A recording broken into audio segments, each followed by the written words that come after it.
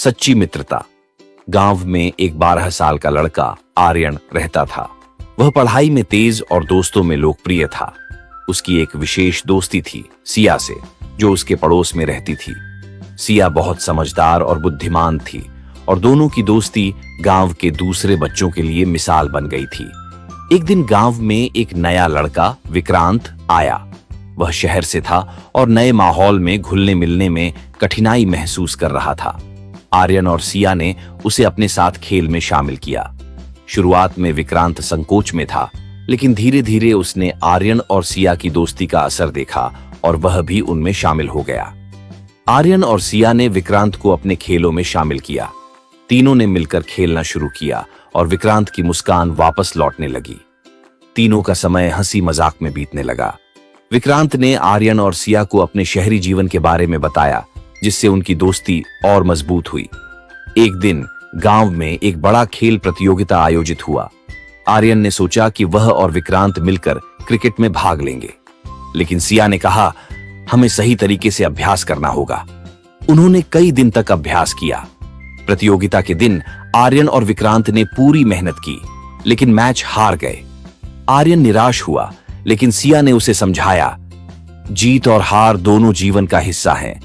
महत्वपूर्ण है कि हमने साथ में खेला और कोशिश की। कुछ समय बाद विक्रांत ने गांव में एक समस्या देखी। गांव के बच्चे अक्सर पढ़ाई में कमजोर थे। विक्रांत ने आर्यन और सिया से कहा, हमें कुछ करना चाहिए। उन्होंने एक अध्ययन समूह बनाया, जिसमें वे बच्चों को पढ़ाने लगे। धीरे धीरे गांव के बच्चे पढ़ाई में अच्छा करने लगे। सभी ने उनकी मेहनत की सराहना की। यह देखकर विक्रांत को खुशी हुई और उसने महसूस किया कि सच्ची मित्रता न केवल अपने लिए बल्कि दूसरों के लिए भी होती है। एक दिन गांव में एक त्योहार आया। सभी बच्चे मिलकर तैयारी कर रहे थे। विक्रांत को एक ऐसा काम सौंपा गया जो बहुत मुश्किल था। उसे एक नृत्य प्रदर्शन का नेतृत्व करना था, लेकिन कुछ दिन पहले विक्रांत बीमार पड़ गया। आर्यन और सिया ने विक्रांत का ख्याल रखा। वे न केवल उसकी मदद करते रहे, बल्कि उन्होंने नृत्य की भी पूरी तैयारी की।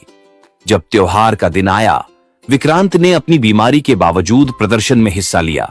उन्होंने तीनों ने मिलकर शानदार प्रदर्शन किया और सबने उनकी सराहना की। इस अनुभव ने विक्रांत को सिखाया कि सच्ची मित्रता में एक दूसरे का सहारा देना कितना महत्वपूर्ण है। आर्यन और सिया ने उसे प्रेरित किया कि कठिनाइयों का सामना कैसे करना है। जैसे जैसे समय बीतता गया, आर्यन, सिया और विक्रांत ने मिलकर कई नई गतिविधियों की योजना बनाई। उन्होंने खेलों में भाग लिया, नाटक किए और समाज सेवा की। उनकी मित्रता और मजबूत हो गई थी। कुछ साल बाद जब सभी बड़े हो गए, आर्यन ने फैसला किया कि वह अपने गांव में एक स्कूल खोलेगा। सिया और विक्रांत ने उसका साथ देने का वादा किया। तीनों ने मिलकर एक नई शुरुआत की। वे समझ गए थे कि सच्ची मित्रता केवल साथ रहने में नहीं, बल्कि एक दूसरे का सहारा बनने में है।